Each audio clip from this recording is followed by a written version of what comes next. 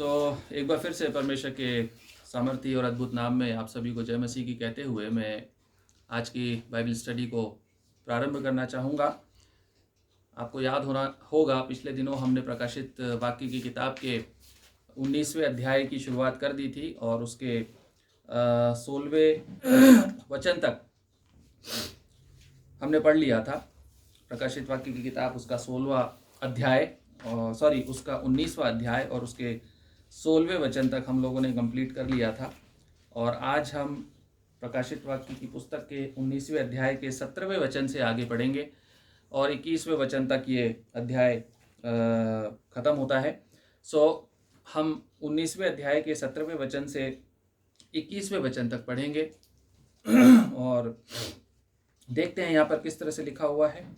फिर मैंने एक स्वर्गदूत को सूर्य पर खड़े हुए देखा। उसने बड़े शब्द से पुकार कर आकाश के बीच में से उड़ने वाले सब पक्षियों से कहा, आओ परमेश्वर के बड़े भोज के लिए इकट्ठे हो जाओ, जिससे तुम राजाओं का मांस और सरदारों का मांस और शक्तिमान पुरुषों का मांस और घोड़ों का और उनके सवारों का मांस और क्या स्वतंत्र क्या दास क्या छोटे क्या बड़े सब लोगों का मांस खाओ।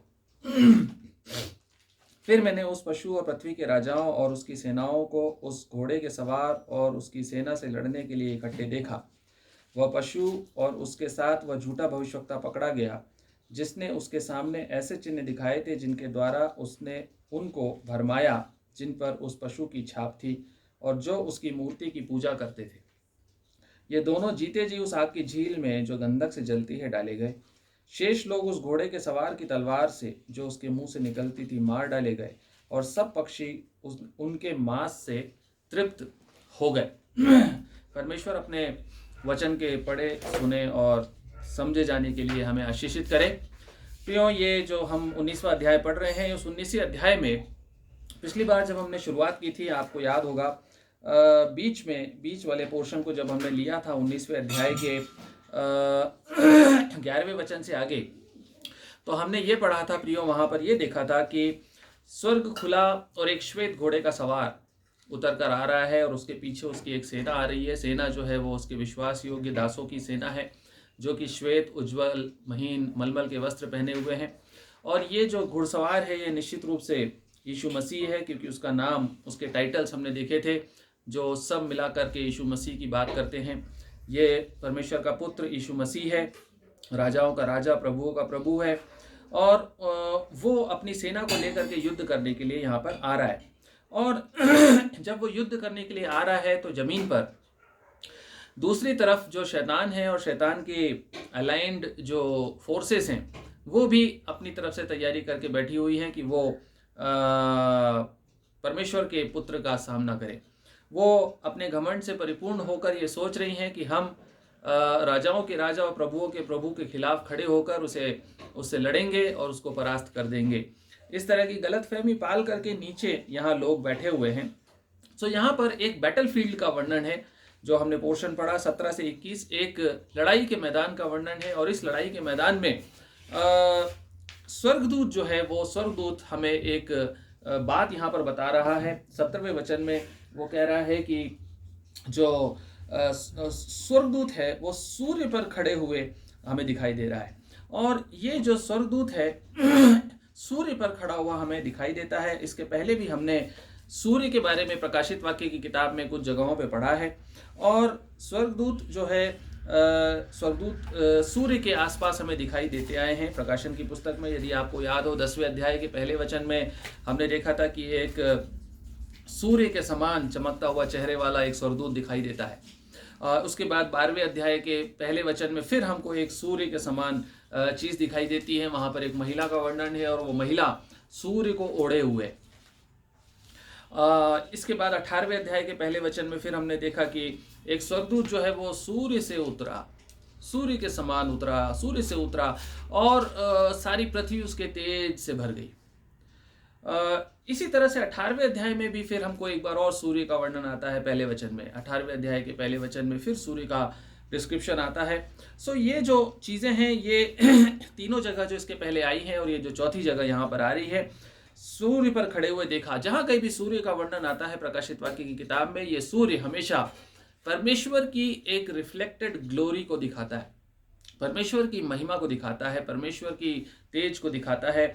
और सूर्य जो है, सूर्य परमेश्वर की ग्लोरी का सिंबल है। सूर्य परमेश्वर नहीं है, सूर्य परमेश्वर से तुलना सूर्य की नहीं की जा सकती। सूर्य जो है वो सूर्य से परमेश्वर की तुलना नहीं की जा सकती।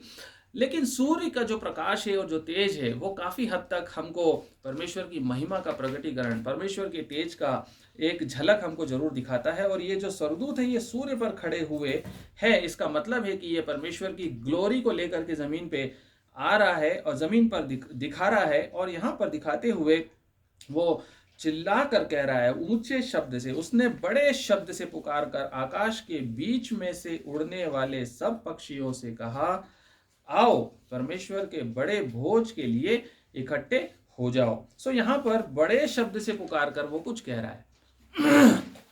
बड़े शब्द से पुकार कर क्यों कह रहा है? बड़े शब्द से पुकार करके कह रहा है इसलिए ताकि हर कोई सुन ले, ताकि जिसको ये इनविटेशन दे रहा है कोई भी मिस ना हो। और यहां पर कह रहा है आकाश के बीच में, आकाश के बीच में से। सो मिड एयर में ये स्वर्गदूत खड़ा है और सूर्य पर खड़ा हुआ है, परमेश्वर की महिमा को प्रकट करता हुआ आया है। और ये बाप का यानी कि पिता परमेश्वर का एक इनविटेशन लेकर आया है, और एक फीस्ट का इनविटेशन है, एक बियारी का इनविटेशन है, एक भोज का इनविटेशन है। और मिड एयर में ये स्वर्गदूत ऊंचे शब्द, बड़े शब्द से चिल्ला रहा है। इसलिए चिल्ला रहा है ताकि आकाश के उड़ने वाले पक्षी, सारी दुनिया के पक्षी इसमें इनवाइटेड हो। सारी दुनिया ईस्ट से लेके वेस्ट और नॉर्थ से लेके साउथ तक जितने भी पक्षी इस दुनिया में आकाश में उड़ रहे हैं, उस समय कोई भी उसकी आवाज को मिस ना करे, क्योंकि ये एक ऐसा बड़ा भोज होने वाला है, एक ऐसी बड़ी बियारी होने वाली है, एक ऐसा बड़ा फीस्ट, एक ऐसा सफर, एक ऐसी पार्टी होने वाली है इन उड़ने वाले पक्षियों की, जो कि इससे पहले कभी नहीं हुई। और इसका इनविटेशन खुद पिता परमेश्वर की ओर से आ रहा है, और ये बड़े भोज के लिए इकट्ठा करने की आवाज यहाँ पर दे रहा है। प्रियो, यहाँ पर एक बात आपको देखकर बड़ा ताज्जुब होना चाहिए। यही एकमात्र ऐसी लड़ाई है इतिहास में अभी तक ना हुई है ना होगी, जिसका रिजल्ट पहले ही डिक्लेयर हो गया है। ये एक ऐसी लड़ाई है, एक ऐसी फाइट, एक ऐसी बैटल है जिसके रिजल्ट की तैयारी पहले हो रही है, बैटल बाद में होगी। इसका जो रिजल्ट होगा वो रिजल्ट अर्मगेदोन की लड़ाई है। ये अर्मगेदोन यानी कि हरमगदोन की लड़ाई है।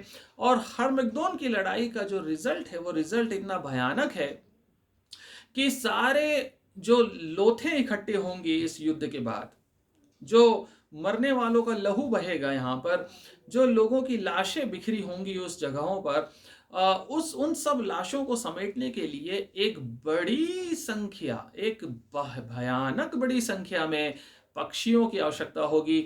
ऐसे पक्षी जो मरी हुई देह के ऊपर अपना भोजन प्राप्त करते हैं, ऐसे पक्षियों की आवश्यकता होगी। इसलिए परमेश्वर पहले ही स्वर्गदूत को भेज करके एक इनविटेशन दे रहा है कि सब लोग दूर दूर से, सारे उड़ने वाले पक्षी और सारे गिद्ध यहाँ पर आकर के इकट्ठे हो जाए, ताकि यहाँ से जो मैं करने जा रहा हूँ उनको समेटने में आपको ज़्यादा समय ना लगे। आप खाकर तृप्त हो जाएंगे, ऐसा लिखता है। आप खाकर, पक्षियों को कहता है कि तुम खाकर तृप्त हो जाओगे, अघा जाओगे, लेकिन ये भोज खत्म नहीं होगा। इतना बड़ा भोज ये देने जा रहा है। सो ये एक बैटल ऑफ अर्मगेडोन, हरमगदोन की लड़ाई है ये।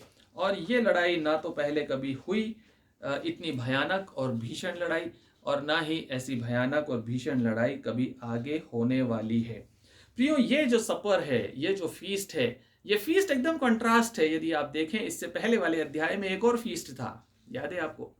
इससे पहले वाले अध्याय में मेमने के ब्याह का फीस्ट था, जिसमें कुछ लोगों को स्पेशल इनवाइटी बनाया गया था, बुलाया गया था। यहाँ पर ये दूसरे टाइप का फीस्ट परमेश्वर बुला रहा है, दूसरे टाइप के फीस्ट में पक्षियों को बुला रहा है। सो एक फीस्ट वो था जहाँ खुशी था, आनंद था, जहाँ पर उत्साह था, जय जयकार थी परमेश्वर की। और ये दूसरा फीस्ट है जहाँ पर लहू होगा, लाशें होंगी, और गिद्धों का उन लाशों को नोचना होगा। और सब आगे कहता है 18वें वचन में कि यहाँ पर जो है इन सब का मांस तुम खाओ। किन का मांस? इन सब के बारे में भी यहाँ पर दिखा रहा है। और इस बियारी के बारे में यीशु मसीह ने अपनी अर्थली मिनिस्ट्री के समय, जब यीशु मसीह इस दुनिया में था, तभी उसने इस बात को, इस सफर के बारे में एक संकेत दे दिया था। जब यीशु मसीह यहाँ था तभी उसने ये संकेत दे दिया था कि इस प्रकार की एक फीस्ट, एक सफर होने जा रहा है जो अंत के दिनों का लक्षण होगा। लूका रचित सुसमाचार 17वां अध्याय और उसका 37वां वचन, लूका 17 और उसका 37वां वचन यहाँ पर क्या कहता है 37 में? लूका 17:37, यह सुन उन्होंने उससे पूछा, हे प्रभु यह कहाँ होगा? हे प्रभु यह कहाँ होगा? उसने उनसे कहा, जहां लोथ है वहां गिद्ध इकट्ठे होंगे। जहां लोथ है, जहां बॉडीज हैं, वहीं पे वल्चर्स मिलेंगे, वहीं पे खाने वाले पक्षी आपको मिलेंगे। और इसके पहले जो घटना के बारे में पूछा जा रहा है यीशु मसीह से कि ये कहाँ होगा, वो घटना जानते हैं आप क्या है? वो घटना 34-35 में लिखी हुई है। वो घटना है रैप्चर। वो घटना है उठा लिया जाना कलीसिया का। इसका मतलब है कि आर्मगेदोन की लड़ाई से पहले रैप्चर होगा, और वहां होगा जहां आर्मगेदोन की लड़ाई है, उसी के आसपास, उस लोकेशन से नहीं मतलब है, टाइम से मतलब है, जहां पर आर्मगेदोन की लड़ाई शुरू होने की होगी, वहां पर रैप्चर होगा।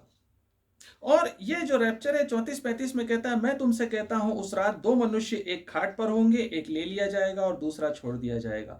2 स्त्रियां एक साथ चक्की पीसती होंगी, एक ले ली जाएगी और दूसरी छोड़ दी जाएगी। 2 जन खेत में होंगे, एक ले लिया जाएगा और दूसरा छोड़ दिया जाएगा। यह सुन उन्होंने उससे पूछा, है प्रभु यह कहाँ होगा? यह रैप्चर कहाँ होगा प्रभु? ऐसा कैसे होगा कि 50% ऊपर 50% नीचे? ये कहाँ होगा? उसने कहा, ये वहीं होगा जहां पर लोथे इकट्ठे होंगी। ये उसी समय होगा जब लोथे इकट्ठी होने वाली होंगी, और ये उसी समय होगा जब गिद्धों को इनविटेशन दिया जा रहा होगा। ये उसी समय होगा जब आकाश के पक्षी भोज करने के लिए इनवाइट किए जाएंगे। उसी समय ये होने जा रहा है। प्रियो, आर्मगेदोन की लड़ाई में ये गिद्ध इकट्ठे होंगे, और इन गिद्धों के बारे में और इस प्रकार के पक्षियों के बारे में और इस महाभोज के बारे में, इस भयानक भीषण लड़ाई के बारे में आप यहेजकेल नबी की किताब में भी पढ़ते हैं। और यहेजकेल नबी की किताब उसका 39वां अध्याय 39th चैप्टर और 17 से आगे यदि आप पढ़ते हैं, यहेजकेल 39:17 से 21, वहां पर भी ऐसे ही इसी प्रकार की आर्मगेदोन की लड़ाई 39:17 यहेजकेल आर्मगेदोन की लड़ाई का वर्णन है। ऐसी लड़ाई जिसमें लिखता है परमेश्वर का वचन कि बहुत से राजाओं का मांस, बहुत से शूरवीरों का मांस और लहू बहाया जाएगा, और इन सब को मैं जो है एक फीस्ट के रूप में तुम्हें देने जा रहा हूं। फिर हे मनुष्य के संतान 39:17, हे मनुष्य के संतान, परमेश्वर यहोवा यूं कहता है, भांति भांति के सब पक्षियों और सब वन पशुओं को आज्ञा दे, इकट्ठे होकर आओ मेरे इस बड़े यज्ञ में जो तुम्हारे लिए इजराइल के पहाड़ों पर करता हूं। हर एक दिशा से इकट्ठे हो कि तुम मांस खाओ और लहू पियो। तुम शूरवीरों का मांस खाओगे और पृथ्वी के प्रधानों का लहू पियोगे, और मेढ़ों, मेमनों, बकरों और बैलों का भी, जो सब के सब बाशान के तैयार किए हुए होंगे। मेरे उस भोज की चर्बी से जो मैं तुम्हारे लिए करता हूं, तुम खाते खाते अघा जाओगे और उसका लहू पीते पीते छक जाओगे। प्रियो, आगे कहता है, तुम मेरी मेज पर घोड़ों, सवारों, शूरवीरों और सब प्रकार के योद्धाओं से तृप्त होगे। परमेश्वर यहोवा की यही वाणी है। ये उसी लड़ाई की भविष्यवाणी है। यहेजकेल नबी ने कई साल पहले इस लड़ाई के होने के, परमेश्वर ने उस नबी के द्वारा इस बात का प्रकाशन, इस बात की भविष्यवाणी की थी, और ये बहुत जल्द होने जा रहा है। बहुत जल्द ये घटनाएं हमारे सामने इस पृथ्वी के ऊपर होने जा रही हैं प्रियो। और यहाँ पर हम देखते हैं कि थोड़ा सा जो फर्क है, जो यहाँ प्रकाशन में लिखा और यहेजकेल में लिखा, वहाँ सिर्फ 1-2 बातों का फर्क है। एक बात का फर्क ये है कि वहाँ पर गोग और मगोग की बात की जाती है यहेजकेल नबी में की किताब के 38-39वें अध्याय में, और गोग और मगोग जो है वो परमेश्वर के लोग इजराइल जो देश है उसके खिलाफ अलाइंड होकर के और कई सारे देशों को, जातियों को अपने साथ लेकर के इजराइल पे हमला करेंगे। और वो इजराइल पे जब हमला करने के लिए आएंगे उस समय परमेश्वर उनको नष्ट करेगा। परमेश्वर इजराइल की ओर से लड़ेगा और उनको नष्ट कर देगा। और उनको नष्ट करने के बाद वहां पर यहेजकेल नबी में ये इन्विटेशन की बात आती है। यहाँ प्रकाशित वाक्य की किताब में अर्मगिदोन की लड़ाई शुरू होने से पहले ही परमेश्वर का स्वर्गदूत भेजा जाता है कि गिद्धों और पक्षियों इकट्ठे हो जाओ। वहां पर वन पशुओं को भी इनविटेशन मिल रहा है यहेजकेल में, लेकिन प्रकाशित वाक्य में सिर्फ पक्षियों को इनविटेशन मिल रहा है। वन पशुओं की, बीस्ट जो वन पशु हैं उनकी बात यहाँ पर नहीं हो रही है। ये एक दो छोटे मोटे डिफरेंस है, लेकिन ये दोनों लड़ाइयों का डिस्क्रिप्शन लगभग एक सा ही है। और ये दोनों जो लड़ाइयाँ जो हैं ये एक ही और संकेत करती हैं प्रियो, परमेश्वर के लोगों के खिलाफ लामबंद होने वाले राष्ट्र और सेनाएं परमेश्वर नष्ट करेगा। और परमेश्वर के खिलाफ खड़ी होने वाली ये सेनाएं पूरी तरह से तबाह कर दी जाएंगी, परमेश्वर की ओर से नष्ट कर दी जाएंगी। और भयानक लहू और मांस के चीथड़े फैल जाएंगे इस अर्मगिदोन के, मेगिदो की पहाड़ी के नीचे की तराई में, जिसको अर्मगिदोन कहते हैं इब्रानी भाषा में। और पूरा मंजर भयानक होगा जहाँ पर कि शवों का ढेर लगा होगा। और प्रियो, यहाँ पर जो मरने वाले लोग हैं जिनके बारे में लिखता है 18वां वचन, वो कहता है जिससे तुम राजाओं का मांस और सरदारों का मांस और शक्तिमान पुरुषों का मांस और घोड़ों का और उनके सवारों का मांस और क्या स्वतंत्र, क्या दास, क्या छोटे, क्या बड़े, सब लोगों का मांस खाओ। प्रियो, यहाँ पर ये बात बताता है कि ये किन का मांस खिलाने जा रहा है, किन का लहू पिलाने जा रहा है। ये एंटी क्राइस्ट होगा, जो अगवा होगा। और एंटी क्राइस्ट के साथ में उसके सबॉर्डिनेशन में बहुत सारे राजा जो जमा हो जाएंगे, बहुत सारे राष्ट्र जो उसकी सेना में शामिल हो जाएंगे और बोस्ट करेंगे कि हमारे जैसी पावरफुल कोएलिशन कौन सी है, हमारे जैसी पावरफुल सेनाओं का गठजोड़ कौन सा है, इसके सामने कौन खड़ा होगा। ये बड़े बड़े शूरवीर अपने को समझेंगे। इन राजाओं को नष्ट करने के लिए परमेश्वर इनविटेशन दे रहा है और कह रहा है इनका मांस मैं तुमको खिलाऊंगा। और कह रहा है राजाओं का मांस, सरदारों का मांस और शक्तिमान पुरुषों का। ये योद्धा होंगे, बड़े बड़े शक्तिशाली योद्धा, लड़ाके, वॉरियर्स होंगे। और इन वॉरियर्स को परमेश्वर कह रहा है कि इनको, अभी हमने यहेजकेल नबी की किताब में पढ़ा 39वें अध्याय में, कह रहा है जो बाशान के तैयार किए हुए हैं, मतलब अच्छे खासे हट्टे कट्टे हष्ट पुष्ट योद्धाएं। तुमको अच्छी खासी फ्लैश मिलेगी खाने के लिए, अच्छा खासा तुम्हारा फीस्ट मिलने जा रहा है। और कहता है और घोड़ों का, उनके घोड़ों का भी मांस और उनके सवारों का भी मांस। और क्या स्वतंत्र, क्या दास, मतलब इसमें सेनापति भी होंगे और इसमें छोटे छोटे सैनिक भी होंगे, इसमें छोटे छोटे स्लेव्स भी होंगे इन लड़ाइयों में। और उनको जबरदस्ती धकेल दिया जाएगा युद्ध में। ऐसे छोटे छोटे सोल्जर्स भी होंगे जिनको सेना में भर्ती कर करके और उनको जबरदस्ती फ्रंट में भेजा जाएगा ताकि वो लड़ें और वो मारे जाएंगे। इसमें छोटे और बड़े हर प्रकार के योद्धाओं का मांस जो है वो खिलाया जाएगा। और सब लोगों का मांस खाओ, वो कहता है सब लोगों का मांस खाओ। और 19वां वचन कहता है फिर मैंने उस पशु और पृथ्वी के राजाओं और उनकी सेनाओं को उस घोड़े के सवार और उसकी सेना से लड़ने के लिए इकट्ठी देखा। प्रियो, यहाँ पर 19वां वचन हमको बताता है कि ये जो पशु है, ये पशु क्या कर रहा है, ये अलाइनमेंट कर रहा है। 19वें वचन में हमें बता रहा है कि ये एंटी क्राइस्ट किस तरह से तैयारी कर रहा है, किसके खिलाफ, परमेश्वर के खिलाफ लड़ने के लिए। एंटी क्राइस्ट पृथ्वी के राजाओं को इकट्ठा कर रहा है, उनकी सेनाओं को, घोड़े के सवार और उसकी सेना से लड़ने के लिए, यीशु मसीह से लड़ने के लिए। घोड़े का सवार, जिसके बारे में हमने 11वें वचन से आगे पढ़ा था, घोड़े का सवार यीशु मसीह है, उससे लड़ने के लिए पृथ्वी के राजाओं और उनकी सेनाओं को तैयार कर रहा है। और आपको याद है, इससे पहले प्रकाशित वाक्य की ही किताब के 16वें अध्याय के 13वें वचन में हमने पढ़ा था एक अनहोली ट्रिनिटी के बारे में। याद है आपको, एक अपवित्र त्रिएकता जो कि झूठा भविष्यवक्ता है, पशु है और अजगर है। ये तीनों के मुंह से दुष्ट आत्माएं निकल रही थी। याद है आपको, 16वां अध्याय 13वां वचन। 16वां अध्याय 13वां वचन, फिर मैंने उस अजगर के मुंह से और उस पशु के मुंह से और उस झूठे भविष्यवक्ता के मुंह से 3 अशुद्ध आत्माओं को मेंढकों के रूप में निकलते देखा। और ये किस लिए निकली थी?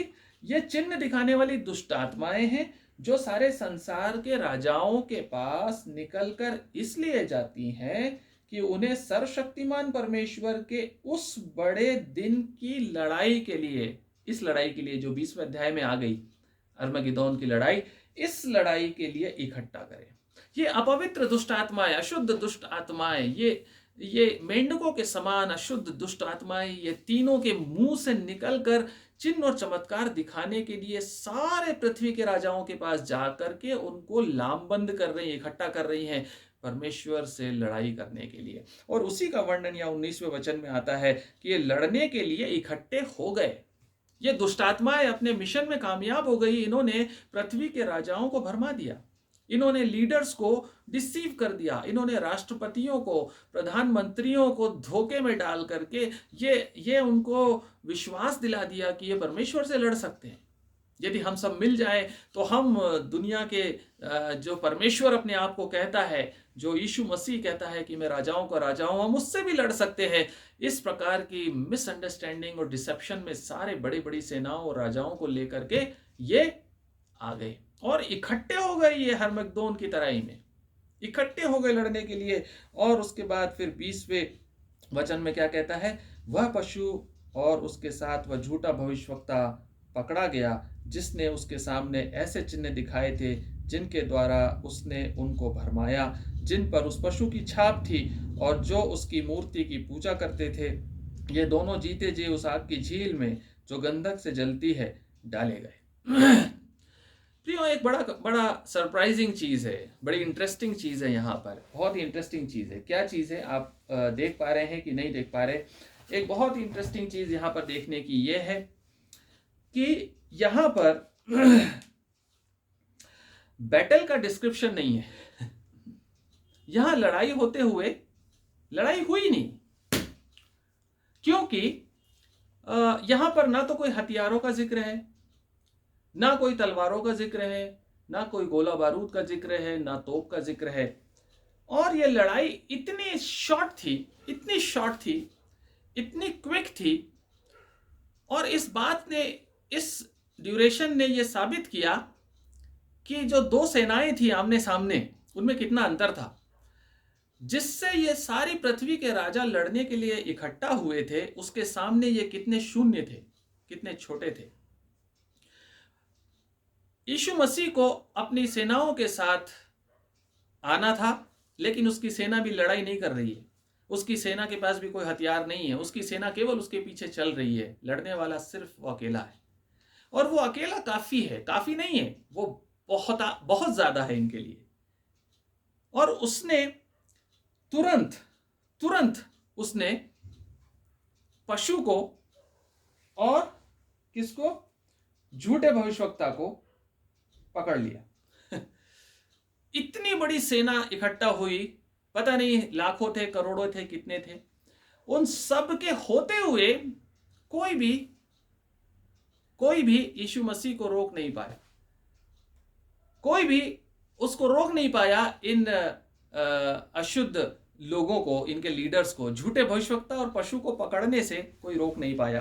प्रियो, ये एक अजीब सा युद्ध है, एक ऐसा युद्ध जिसके लिए बेकार ही मेहनत कर रहे हैं पृथ्वी के राजा, एक ऐसी लड़ाई जिसके लिए बेकार में ही ये लोग लड़ाई करने के लिए इकट्ठा हो रहे हैं प्रियो। और ये जो लड़ाई है, ये एक सुपर नेचुरल वॉर है, ये एक सुपर नेचुरल वॉर है, एक ऐसा वॉर है जो परमेश्वर का पुत्र खुद लड़ रहा है।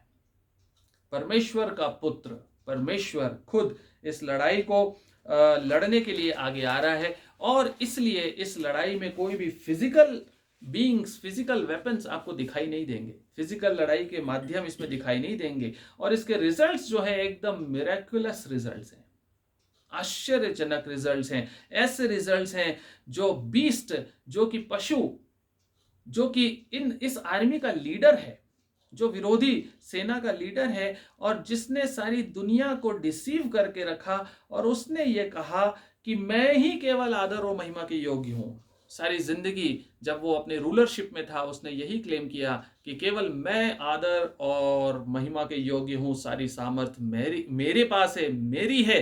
ये बीस्ट जिंदगी भर ये डिक्लेयर करता रहा।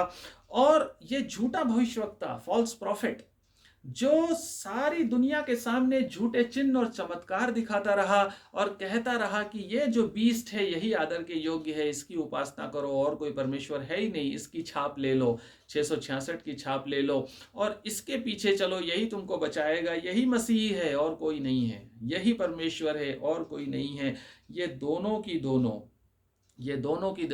जिन्होंने अपने आप को एग्जॉल्ट किया, जिन्होंने अपने आप को ऊंचा बना के खड़ा करा और लोगों को डिसीव किया, ये दोनों की दोनों एक झटके में पकड़ लिए गए। और पकड़ने के बाद इनको क्या किया गया?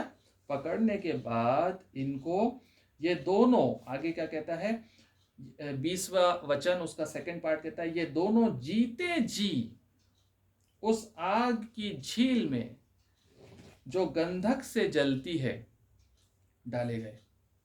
ये दोनों जीते जी उस झील में, उस आग की झील में जो गंधक से जलती है डाल दिए गए। प्रियो, ये जो दंड है यह भयानक है। जीते जी, करोड़ों की सेना हो सकती है उस समय रहे, उन करोड़ों की सेना और घुड़सवारों और सैनिकों और दुनिया के राजाओं के बहुत सारे वेपन्स होंगे, बहुत सारे टैंक होंगे, फाइटर जेट्स होंगे, बहुत सारे मिसाइल्स होंगी। उन सब के सामने परमेश्वर इनकी गर्दन पकड़ेगा, उन सब के सामने इन दोनों को पकड़कर ऐसा, और आग की झील में सारी दुनिया के सामने उनको डालेगा और कोई कुछ नहीं कर पाएगा। और जीते जी, बिना मारे, इनको मारेगा नहीं, जीते जी। और ये जो आग है ना, ये जो आग की झील जो है, ये खतरनाक है प्रियो।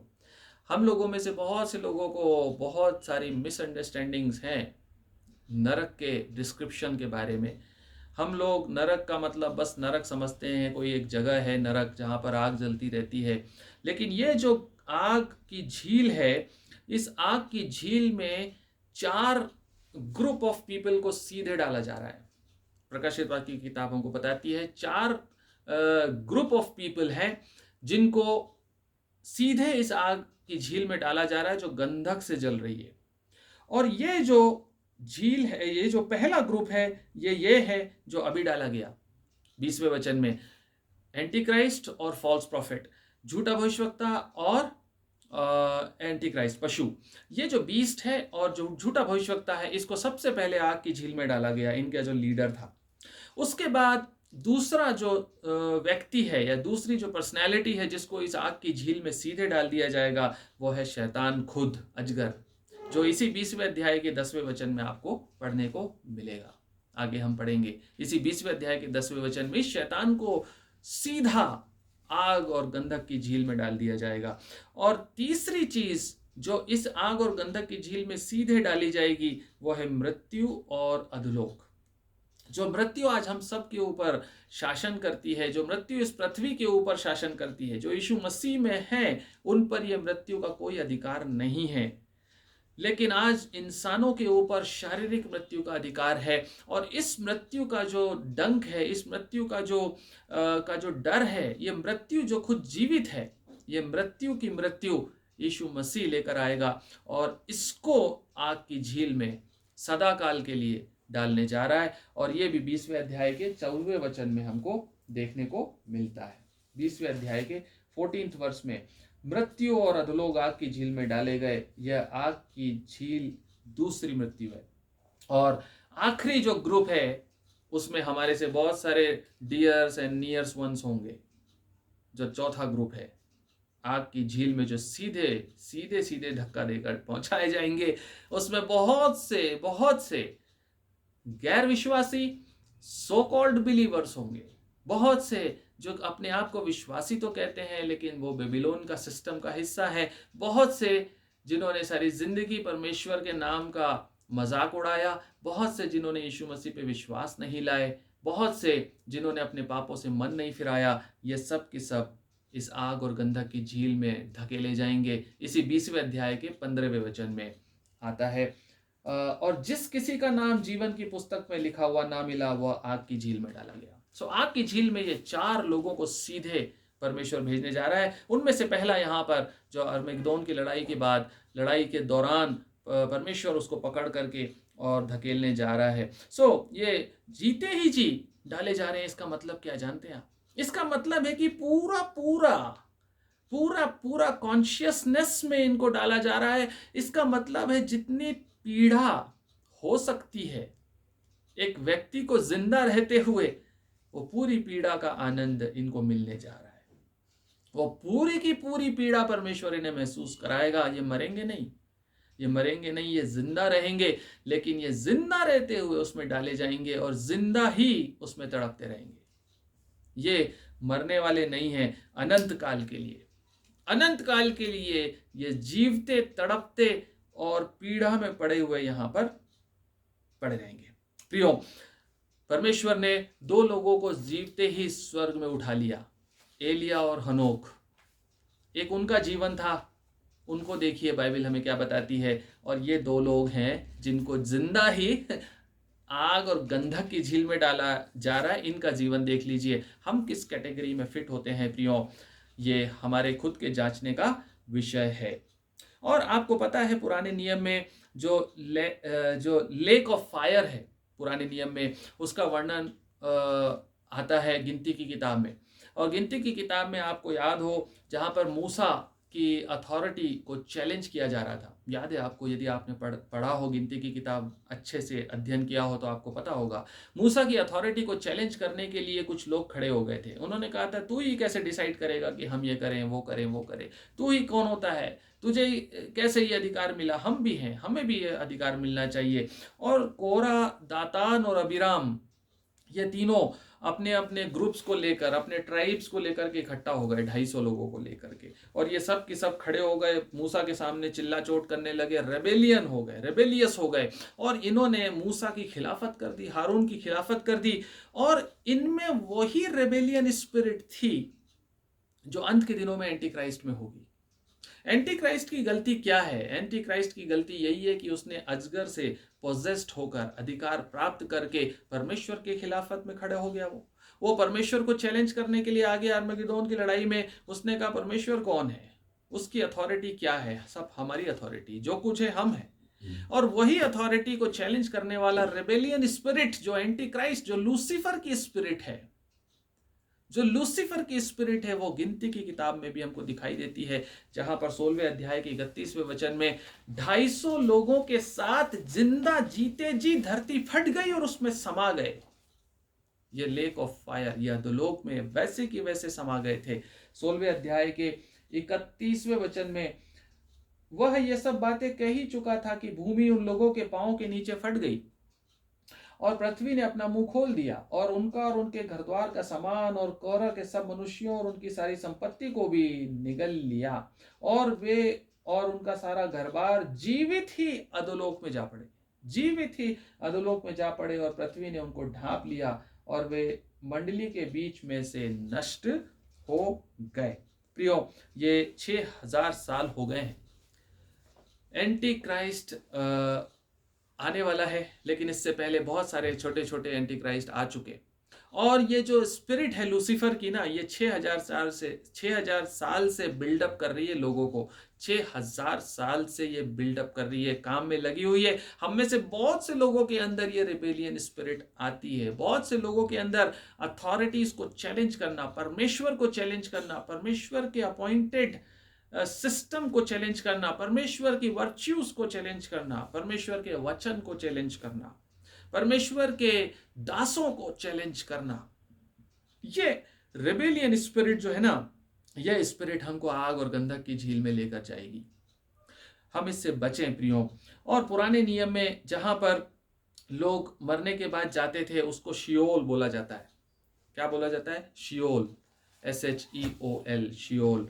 और यहाँ पर जो लिखा हुआ है ना, हमने गिनती की किताब में जो पढ़ा अभी, ये गिनती की किताब में इंग्लिश वर्जन में, हिंदी में तो अधोलोक लिखा है, हिंदी में अधोलोक ही आता है, सारे ट्रांसलेशन अधोलोक बोलता है। लेकिन इंग्लिश में अलग अलग ट्रांसलेशंस हैं। सो इंग्लिश में वो शियोल बोलता है उस जगह को जहाँ पर जीवित ही वो जा पड़े, और न्यू टेस्टामेंट में इसको हेडीस बोला जाता है।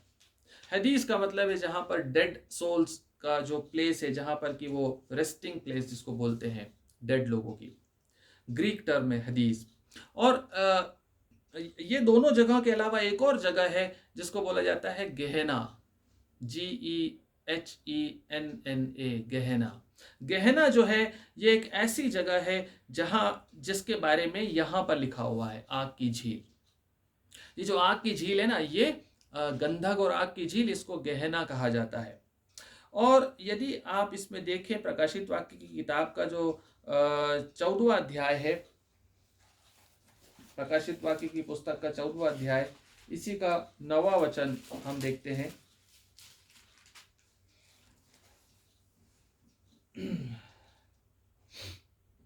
10वां वचन, वह परमेश्वर के प्रकोप की निरी मदिरा जो उसके क्रोध के कटोरे में डाली गई है पिएगा, और पवित्र स्वर्गदूतों के सामने और मेमने के सामने आग और गंधक की पीड़ा में पड़ेगा। आग और गंधक, ये जो है ना, ये है गहना। इसको बोलते हैं इंग्लिश में गहना। ये प्लेस है, इसको बोला जाता है गहना। So this is a place which is having fire and sulphur, lake of fire and sulphur. ये गहना है और यही जगह है जहां पर कि इनको डाला गया, जहां पर इन दोनों को जीते जी डाल दिया गया। और प्रियो, यही वो जगह है जहां पर कि बहुत सारी चीज़ें पुराने नियम में आपको मिलती हैं। और ये जगह है जहां पर कि कुछ राजाओं ने, मनश्शे ने और आहाज राजा ने अपने बच्चों को सीधा बलिदान करके फेंक दिया था इन जगहों में, ऐसा जिक्र वहां पर आता है। सो हम समय को बचाते हुए प्रिय उसमें नहीं जाएंगे, लेकिन हाँ, यीशु मसीह ने भी इस आग के बारे में बता दिया था। इस गहना के बारे में यीशु मसीह बता के गया था। उसने कहा था कि भला होगा कि तुम अपने दोनों हाथ अच्छे लेकर के उस गहना में जाओ, उससे अच्छा है कि एक हाथ टुंडा लेकर के उसमें ना जाओ, है ना। मरकुस रचित सुसमाचार 9th चैप्टर में लिखा हुआ 43rd वर्ष में, आंख यदि धोखा दे तो इस आंख को निकाल दो, इस आंख को खत्म कर दो। भला होगा कि दोनों आंखें लेकर के तुम गहना में ना जाओ, बल्कि एक आंख लेकर के तुम स्वर्ग में जाओ। सो वो जगह जो है आग और गंधक की पीड़ा, उसके बारे में यीशु मसीह ने अपने प्रचार के दौरान लोगों को जब उसने समझाया, तो उसने इस गहना के बारे में वार्न किया था। यदि तेरा हाथ तुझे ठोकर खिलाए तो उसे काट डाल, टुंडा होकर जीवन में प्रवेश करना तेरे लिए इससे भला है कि दो हाथ रहते हुए नरक की आग में डाला जाए, जो कभी बुझने की नहीं। ये वही आग और गंधक की झील है जो कभी बुझने वाली नहीं है प्रियो। सो कहने का मतलब ये है प्रियो कि इस पोर्शन में हमने ये देखा, इस अध्याय में यहाँ तक, कि ये दोनों लड़ाई करने के लिए लीडरशिप में आकर के और सबको मिसगाइड और डिसीव करके इकट्ठा करके लाए थे। परमेश्वर ने इन दोनों को पकड़ करके और जीवित जीते जी उस नरक की आग में, उस आग गंधक में फेंक दिया, डाल दिया, जहां पर ये सदा काल के लिए तड़पते रहेंगे। अनंत काल की आग है जो कभी बुझने की नहीं है, इस आग में इनको फेंक दिया गया। ये आग केवल इन लोगों के लिए तैयार नहीं की गई है। अभी आपने देखा इस आग में कौन कौन डाले जाने वाले हैं। हमारे लिए सोचने का समय है कि हम वो आखिरी कैटेगरी में आ सकते हैं। बाकी कैटेगरी तो फिक्स्ड है, शैतान फिक्स्ड है, झूठा भविष्यवक्ता फिक्स्ड है, पशु फिक्स्ड है ना।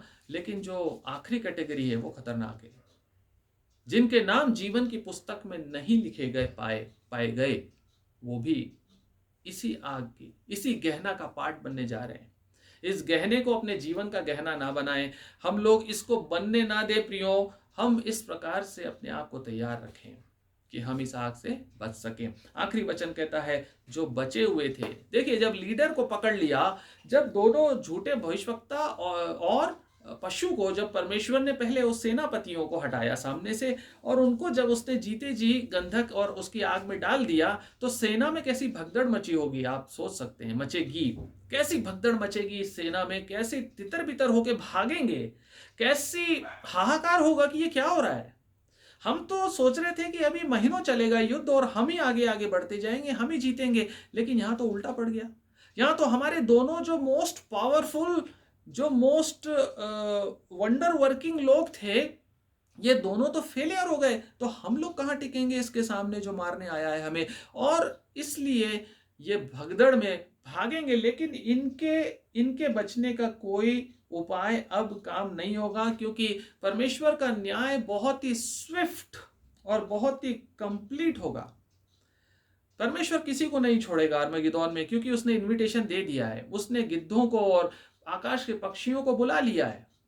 उसको मालूम है कि मुझे क्या करना है, और इस बार वो जब आया है तो वो कंप्लीट जजमेंट के लिए आया है। इस बार वो प्रचार करने नहीं आएगा, इस बार वो कंप्लीट जजमेंट करने आएगा। और ये एक दिन की भी लड़ाई शायद ना हो, एक दिन भी नहीं चलेगी ये लड़ाई, इतना सडन होगा, इतना क्विक होगा। इसीलिए उसने सारी तैयारी पहले से करके रखी है, इसीलिए उसने सब लोगों को पहले से बुला के रखा है। अपने मुंह की तलवार से पल भर में सब कुछ खत्म कर देगा। आखिरी वचन कहता है, पल भर में उसके मुंह की तलवार से शेष जो बचे हुए थे वो सब के सब क्या हुए? शेष लोग उस घोड़े के सवार की तलवार से जो उसके मुंह से निकलती थी मार डाले गए, और सब पक्षी उनके मांस से तृप्त हो गए। कोई भी भूखा नहीं गया, कोई भी पक्षी भूखा नहीं रहेगा। जितनों को बुलाया है, हमारे जैसी शादियों में बुलाते हैं ना, कई बार भूखा लौटना पड़ता है गेस्ट को, है ना। कई बार हम बुला तो लेते हैं 500 लोगों को और आ जाते हैं 700 और खाना पड़ जाता है कम।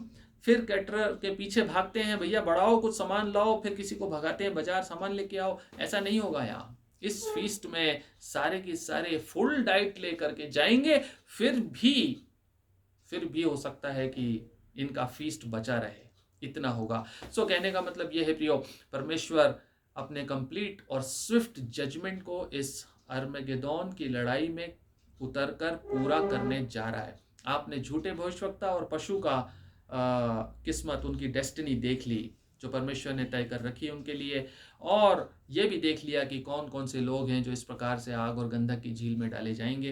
परमेश्वर अनुग्रह दे कि हम इस प्रकार के जजमेंट से बच सकें, और हम उस यीशु मसीह के उस वचन के अनुसार जब 2 में से 1 उठाया जाता है तो हम भी उठाए जाएं। खेत में से हो, चक्की पीसते हो, छत पर हो, कहीं पर भी हो, हम उठा लिए जाएं, ताकि हमें ये नज़ारे देखने का, ये मंजर देखने का हमें मौका ना मिले। हमें मिले तो हम यीशु मसीह के पीछे खड़े हों, सामने नहीं, क्योंकि उसके सामने जो होगा वो टिकेगा नहीं, जो उसके पीछे होगा वो सब बचा लिया जाएगा। परमेश्वर अपने वचन के ऊपर आशीष दे और हमें समझ दे कि हम बुद्धिमानी के साथ आगे बढ़ सकें। Praise the Lord.